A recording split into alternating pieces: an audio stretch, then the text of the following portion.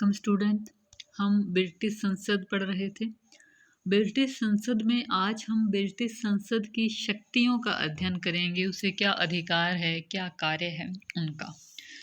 तो ब्रिटिश संसद का प्रमुख कार्य है विधायी कार्य या विधायी शक्ति। तो विधायी कार्य में हम देखते हैं कि ब्रिटिश संसद के दो सदन हैं, लोक सदन और लॉर्ड सभा।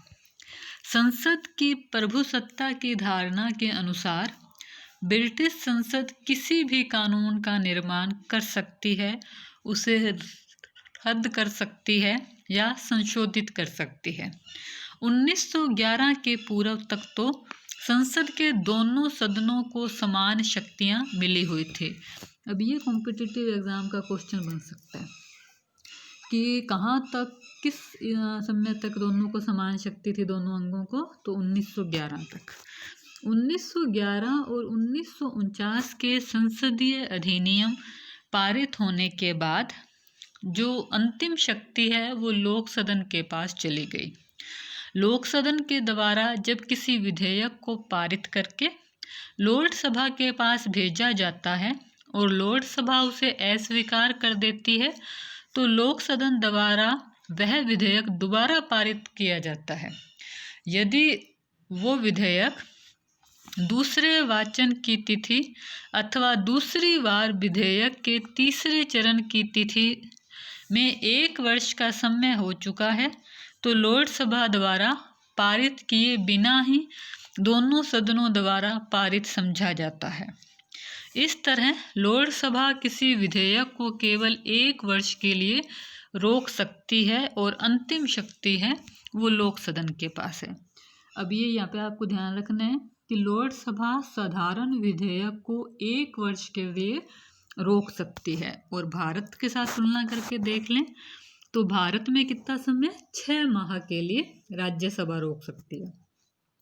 उसके बाद वित्तीय शक्तियां देख लेते हैं। वित्तीय क्षेत्र में लोक सदन की स्थिति है वो ज़्यादा मजबूत है। 1911 के संसदीय अधिनियम में वित्तीय विधेयक की परिभाषा की गई है। जो वित्तीय सुधार थे वो 1911 के अधिनियम में किए गए।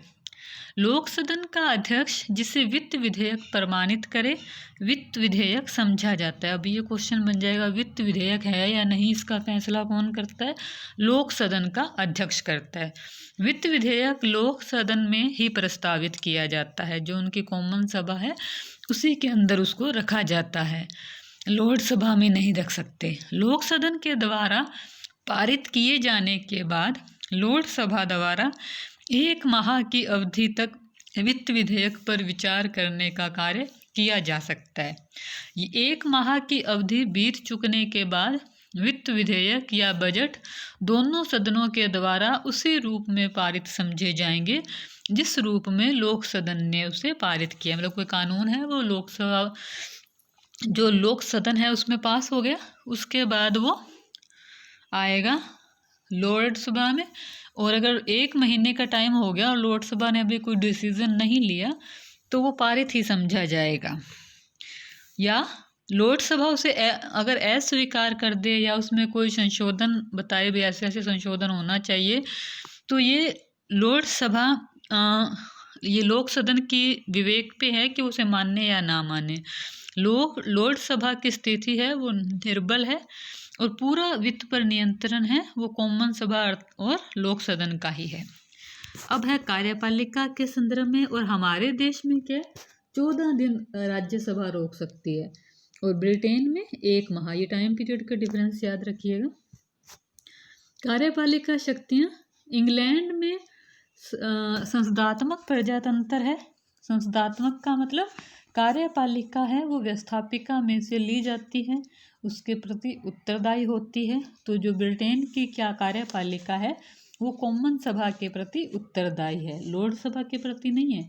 कार्यपालिका अर्थात मंत्री परिषद लोक सदन के प्रति पूर्ण रूप से उत्तरदायी है। लोक सदन के सदस्य मंत्रियों से प्रश्न और पूरक प्रश्न पूछ सकते हैं। वे उनके विरुद्ध काम रोको प्रस्ताव, निंदा प्रस्ताव पारित कर सकते हैं। इन सब के अतिरिक्त अविश्वास प्रस्ताव पारित कर मंत्रिमंडल को पदच्युत किया जा सकता है।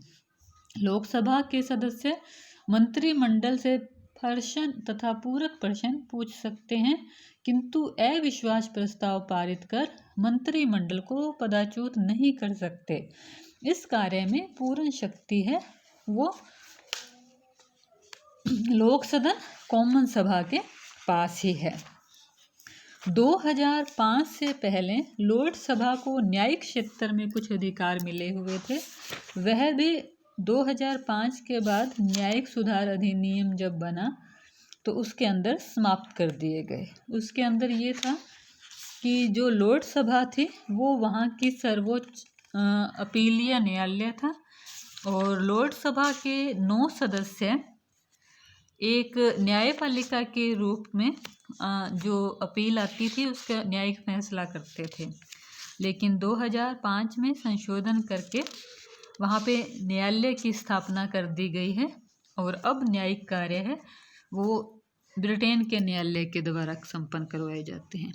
तो आज हमने ब्रिटेन की संसद के कार्य देखे और उसके भारत के साथ तुलना भी की। तुलना में हमने देखा कि लोक सदन है वो हमारी लोकसभा के इक्वल है, और लोकसभा है वो राज्यसभा की तुलना में।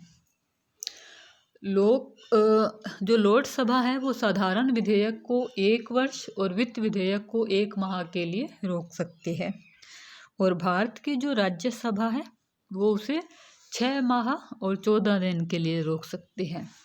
लेकिन भारत की राज्यसभा को अखिल भारतीय सेवाओं का अर्जन करने, अनुच्छेद 249 के अंतर्गत किसी विषय को राज्य सूची से केंद्र सूची में डालने संबंधी कुछ विशेषाधिकार हैं, और संविधान संशोधन में भी काफ़ी मजबूत स्थिति में है राज्यसभा। तो इसकी तुलना करते हैं तो हम देखते हैं कि ब्रिटेन की जो लोकसभा है वो भारत की राज्यसभा की तुलना में कमज़ोर है।